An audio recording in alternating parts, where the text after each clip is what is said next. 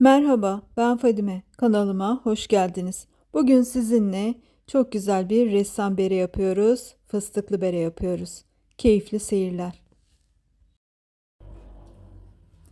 Evet, elimde benim biliyorsunuz bir kazağım vardı.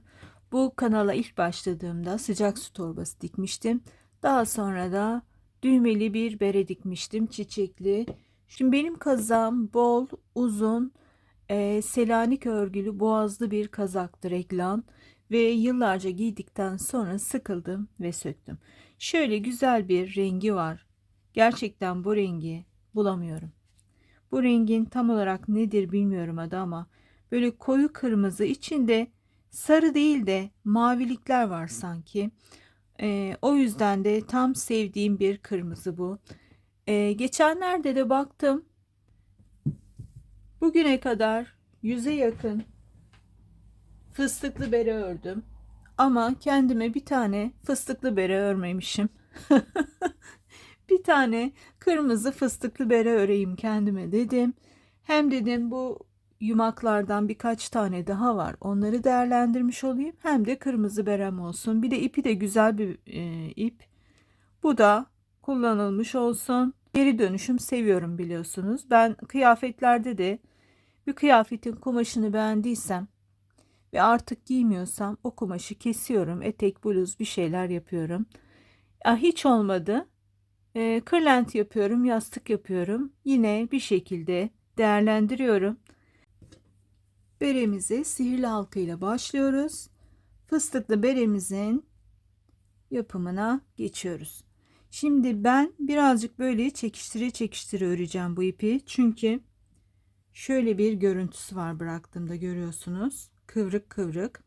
Eğer bol bol bırakarak örersem o kıvrıklık devam ediyor. Şöyle birazcık çekiştire çekiştire, eşitliğe eşitliğe yapacağım.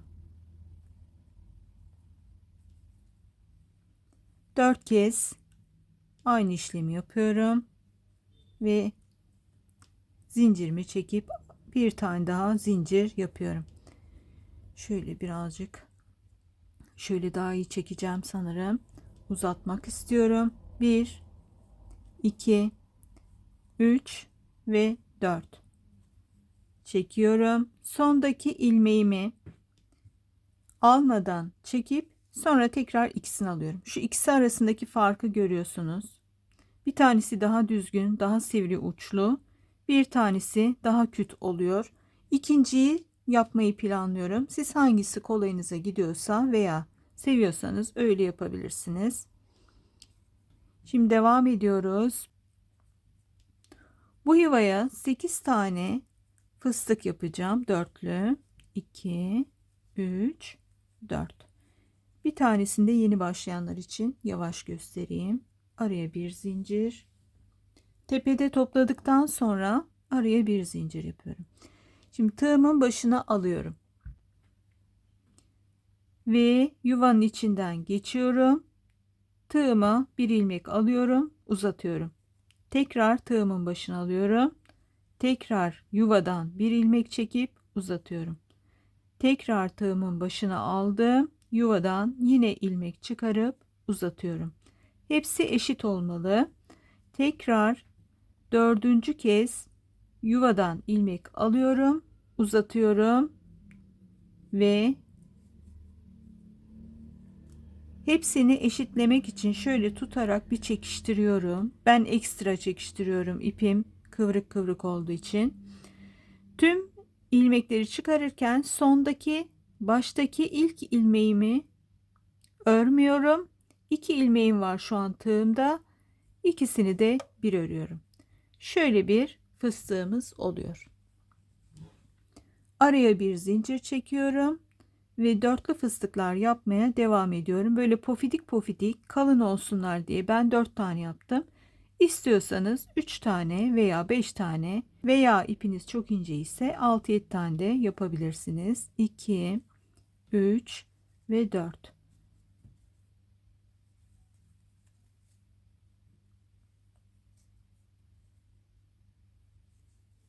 Bir, 2, 3, 4.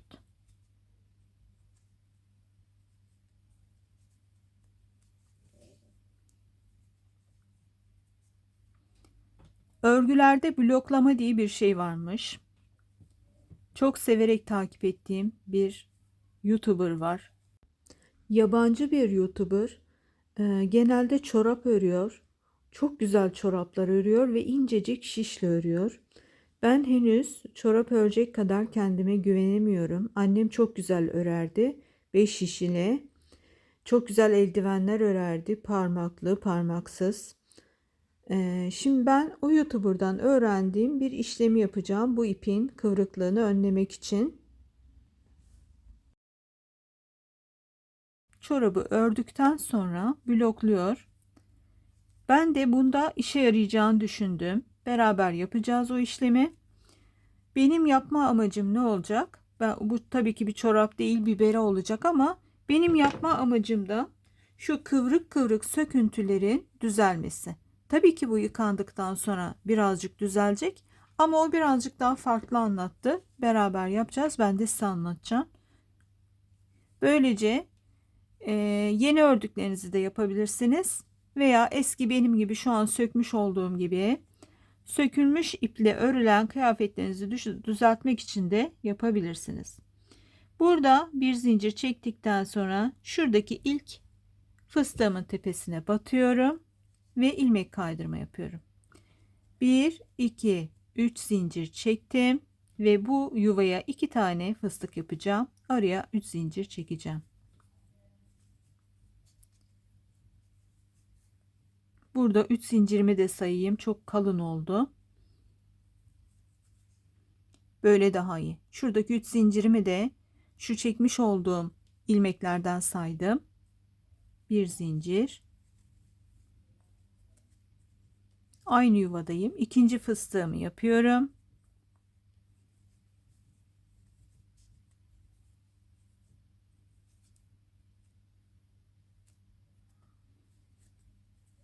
Ve tekrar bir zincir çekip yan yuvaya geçiyorum. Bu sıramız böyle arkadaşlar. Çok basit bir örgü. Örgüye yeni başlayan çocuklarımız bile bunu yapabilir. Ben şimdi bu sırayı yapayım. Bir sonraki sırada buluşalım. Evet, yine aradaki boşluğa battım. İlmek kaydırma yapıp 3 zincirle yukarıya çıktım. Ve burada ilk olarak 2 tane yapacağım bu yuvaya fıstığımdan. Zincir çektiğimde her zaman 3 tane yapıyorum ki diğerleriyle eşit gözüksün. Birazcık çekiştire çekiştire örüyorum düzgün gözüksün diye.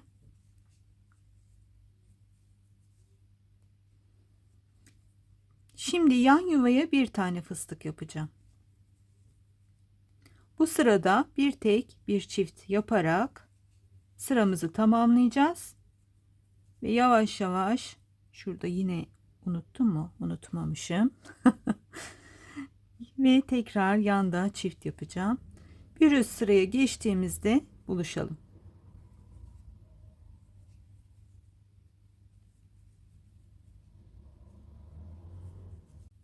Şimdi yine sıramızın sonundayız. Bir zincirimi çektim ve şuradaki yuvamıza batıyorum. 1 2 3 zincirli çıkıyorum. Buraya yine 2 tane fıstık yapacağım. Ve yandakine bir fıstık, yanındakine bir fıstık yapacağım. Yani kısaca bir çift iki tek bölümüne geldik arkadaşlar. Şurayı birazcık daha çekiştireyim. Böyle kıvrık kalınca hoşuma gitmiyor.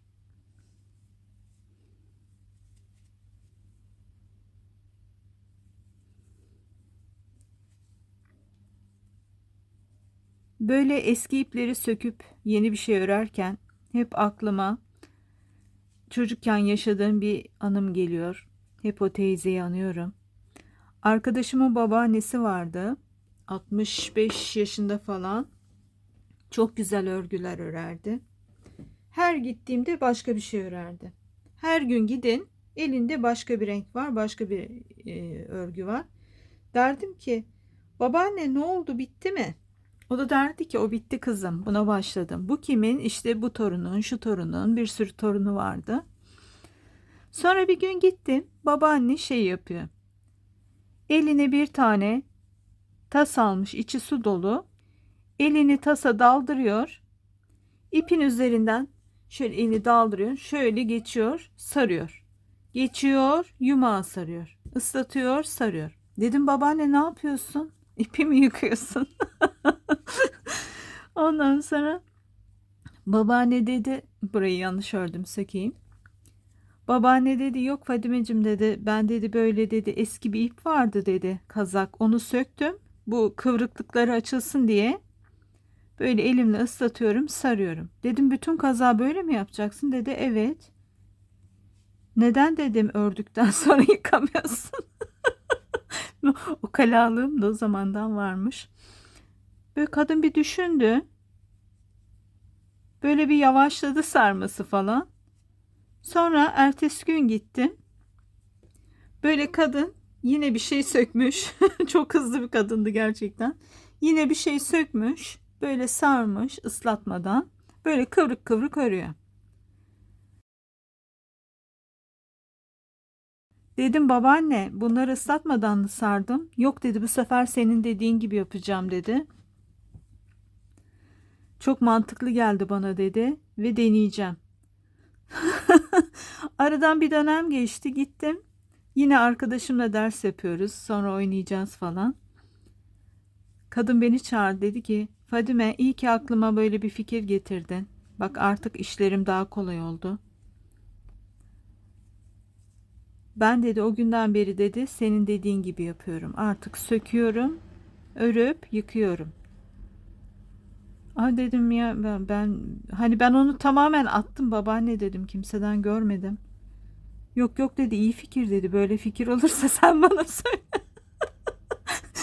Ben de daha çocuğum, hiç şiş örgüsü falan bilmiyorum. Böyle ukala yanlarım vardı.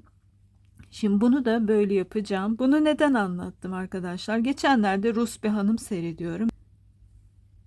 Böyle bir örgü örüyor. Bayağı yeni bir ipten örüyor. Sürekli blok blok blok diyor. Ondan sonra İngilizce altyazıyla seyrediyorum. Türkçesi yok. Sürekli blok. Anlatıyor anlatıyor. En son anlattığı şuymuş arkadaşlar. Çat pat İngilizcemle çözdüm. Örgüyü yıkadı. Daha doğrusu yıkamadı. Soğuk suya koydu. Bekletti 20 dakika. Sonra çıkarttı. Suyunu süzdürdü böyle hafif bastırarak. Daha sonra da bir havlunun üzerine serdi. Düzeltti. Çekiştire çekiştire düzgün bir şekilde yaydı ve onu kuruttu. Bloklama buymuş. Ben bunu çok uzun yıllardır yıkadığım merserizelere yapıyorum. Bluzlara da yapıyorum. Böyle örgüleri ben asarak kurutmam. Genelde onlara ayrı yıkarım.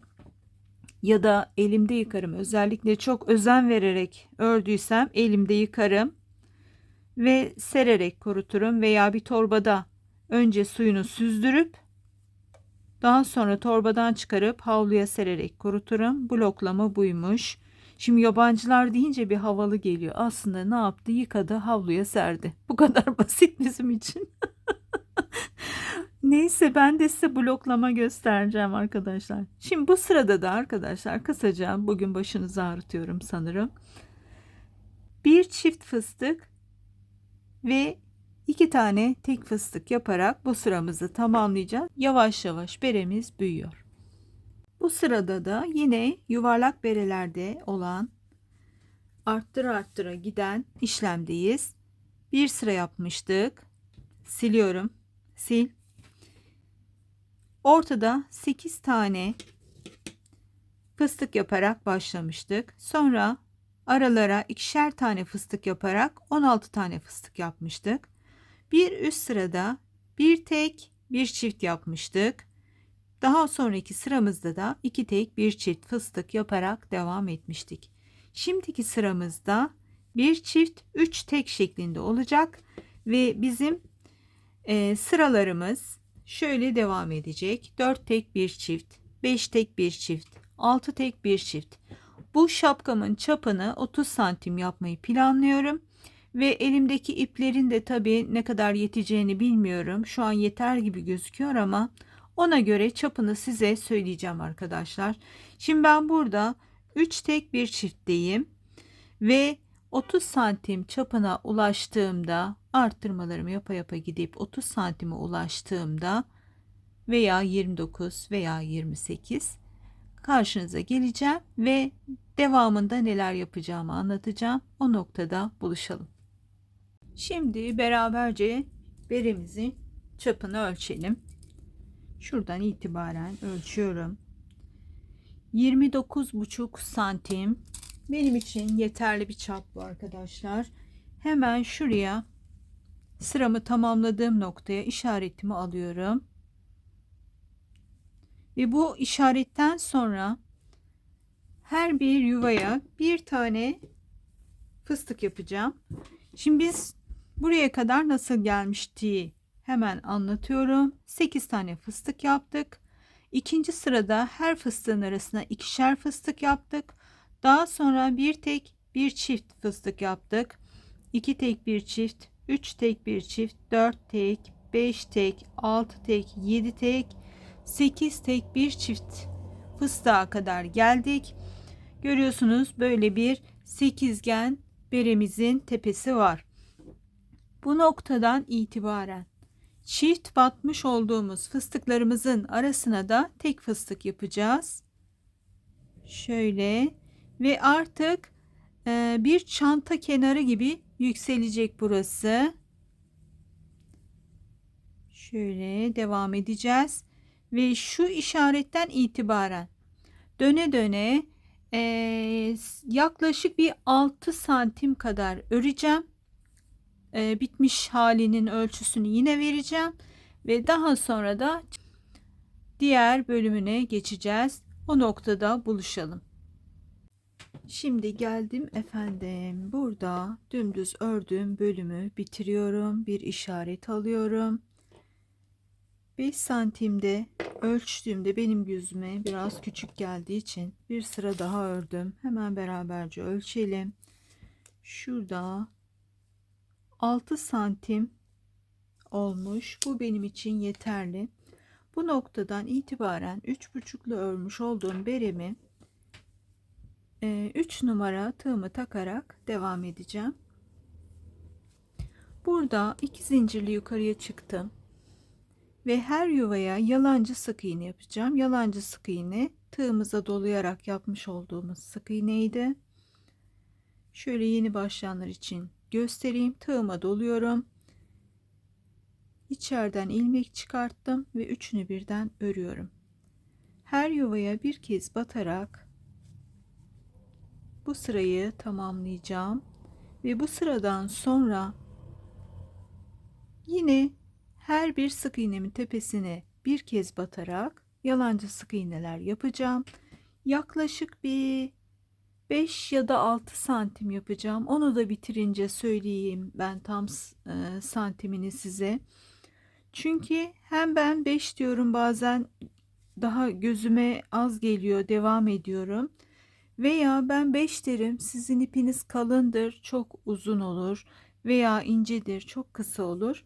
Bu riske girmeyelim. Ben size bitince santimler olarak devam edeyim. Her yuvaya yalancı sık iğneler yaparak devam ede gidiyorum. Ve hemen şurada size toparlanmayı göstermek istiyorum. Şu an burada toparlanma olmamış gibi gözüküyor ama şu kadarcık bir alanda bile hafif bir bombelik oldu. Görüyorsunuz. Bütün her yerini ördüğümde daha güzel toparlanacak. Oranın da görüntüsünü size gösteriyor olacağım. Bu sırayı tamamlıyorum. Araya görüntü atıyorum ve daha sonra 5 ya da 6 santim ördükten sonra kenarı için tığlamamızda buluşuyoruz. Evet, bir sıra beremi tığladıktan sonra görüyorsunuz toparlandı. Şimdi her bir yuvada her bir sık iğnemin tepesine sık iğneler yaparak devam ediyorum. İkinci sıramızda görüntü bu şekilde. Bu bölümü de yaklaşık bir 5,5 santim ördükten sonra şimdi burada kenara tersine sık iğne yaparak gideceğim. Bloklama işlemini sabaha bırakacağım. Gecenin bu saatinde gürültü yapmak istemiyorum. Hem ev halkı rahatsız olmasın hem de banyoda tıkır tıkır işler yaparak etrafa da zarar vermeyeyim. 7 sıra sık iğne yaptım. Yalancı sık iğne ve tersine sık iğne yaparak bitiriyorum beremi. Bloklamada buluşalım. Şöyle bir kaba bildiğimiz çeşme suyunu doldurdum. İşaretlerini çıkartmış olduğum örgümü şöyle iplerimi kenara alayım. Güzelce bastırıyorum. Ve bu örgü iyice suyunu emecek. 20 dakika 25 dakika kadar duracak. Ben bu örgüyü sökmeden önce bluzumu yıkamıştım ve daha sonra sökmüştüm. O yüzden temiz bir örgü ipi. Eğer kirli olsaydı daha önce yıkardım. İyice bastırıyorum ve 20 dakika sonra bloklama işlemimizi yapacağız. Tüm lambamı, kameramı banyoya taşımamak için bazı şeyleri buraya taşıdım. Böyle bir tepsim var benim. Bu tepsiyi de zaten katip açabilmek için kullanıyorum. Şöyle içerisine kat yapmış olduğum havluyu yerleştiriyorum. Ve 20 dakikadır suda beklettiğim beremi alıyorum. Şöyle yavaş yavaş suyunu çıkartıyorum. Şimdi bunu normalde yeni örülen iplerde yapmışlar. Benim de hoşuma gitti. Böyle kıvrık kıvrık görünmesini istiyorum giyindiği zaman.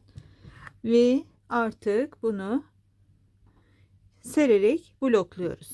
Ve havlumun üzerine düzelte şuradaki ipi de kesmeyi unutmuşum. Kuruyunca keserim. Şöyle güzelce yerleştiriyorum. Bu şekilde kurumasını bekleyeceğim. Berem kurur kurumaz detayları anlatıyorum. Buradaki sihirli halka ipimi de güzelce bağlıyorum, düğüm yapıyorum ve fıstıklarımın içerisinden geçerek saklıyorum.